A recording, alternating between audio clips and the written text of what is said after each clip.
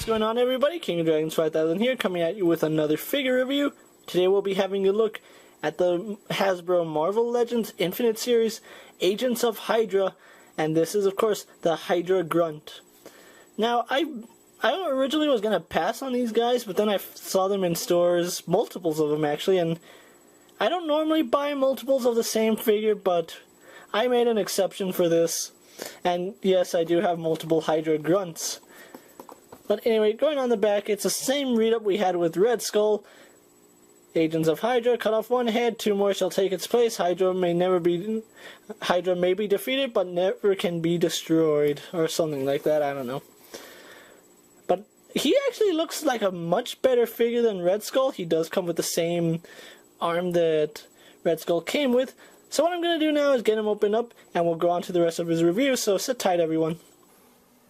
And so here we have the Agent of Hydra posing out of the packaging. I call him the Agent of Hydra because, well, he's just a foot soldier, basically.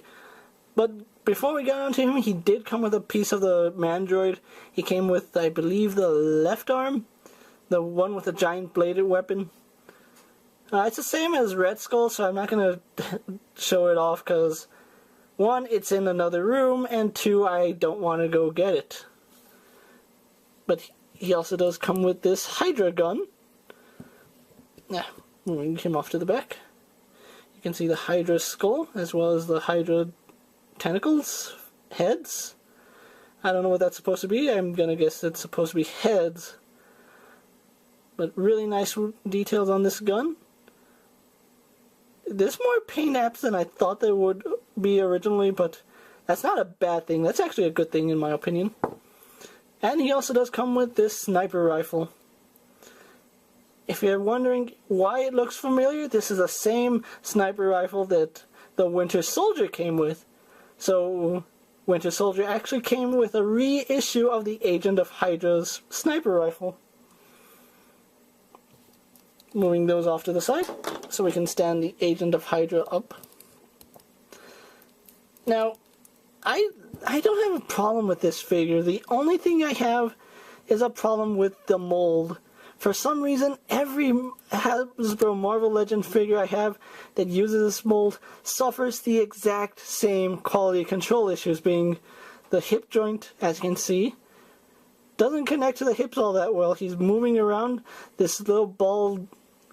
Barbell joint doesn't sit on the pelvis too well. The neck joint is also really loose on all the figures. I don't know why. It has to do something with the mold. The mold is bad, and it's not something I can fix right off the bat, but you can see him wobbling, and if you do not believe me, here is a second Agent of Hydra who also wobbles. They both wobble, and his head is also pretty loose. See, even they agree that their heads are loose. So it's a problem with the mold. Yes, you just saw a second one. I did pick up two of these guys, because, you know, I picked up two of the agents, the Soldiers of AIM. Might as well get two Hydra Grunts to go with them. And, you know, they look awesome standing next to Red Skull. But the harness is a separate piece. It is not molded on. Same with his belt. The harness does clip right here in the front. And I'm trying to remember where the belt clipped on. I think it was right here. Right here is where the little clip for the belt is. Now, he's not a bad figure, don't get me wrong. It's just a problem with the mold I have. It just seems to be every figure that I have that uses this mold. But going on to his articulation, he has the standard Marvel Legends articulation. He has a ball jointed head. He can look left and right, tilt his head up and down, and side to side. He also does have this hinge in the neck, which offers more range of movement for his head, so you can get him in a lot of great poses. Arms on a ball joint go out, do a full 360, ratcheting joints. I'm not sure how I feel about that. Bicep swivel, double jointed in the elbow, spins and bends at the wrist, and it's the same for both arms. He has the ab crunch, which works wonderfully. I don't know why he has this problem. You can see right here, it's a really loose joint, but then it's like snaps right into place. I don't know how to explain that. It's weird. Legs go forward, back, and out to about that far. He spins at the thigh. He is double jointed in the knees. He spins at the boot, has a hinge in the foot, and has some slight pivot.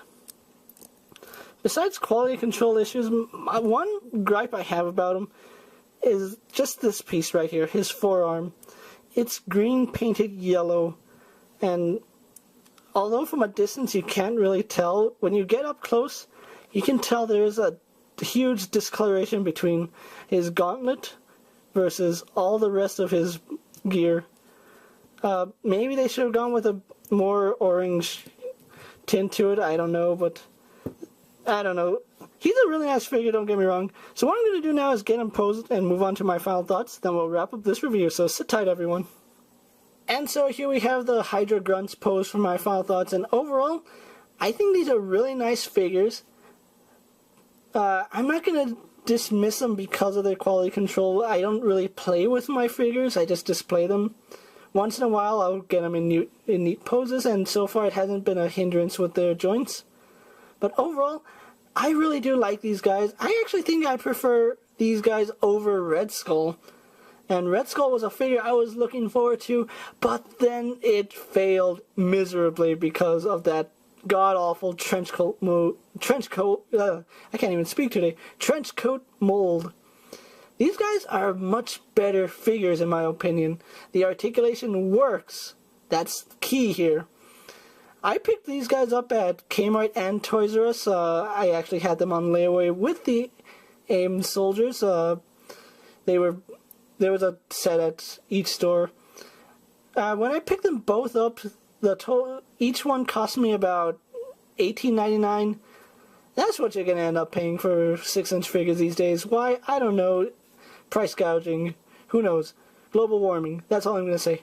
If you can find these guys and you have to pick up more than one, I say go with 2. 3 seems like it's overkill.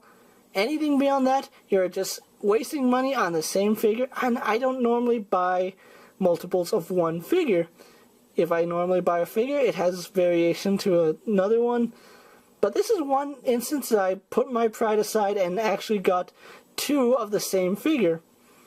I'm not sure if you're like me, if you just want one, there's no shame in that, but I wanted 2. Anyway, they look great standing next to Red Skull, which is what I'm going to have them doing when I'm on my shelf. If you can find these guys, I say pick them up. They are well worth the price. And, you know, they look great standing next to the other agents of Hydra if you have them, which unfortunately all I have is Red Skull. But pick these guys up. You're going to have a lot of fun with them. And this is King of Dragons 5000 saying, I'll see you later. Take care, everyone.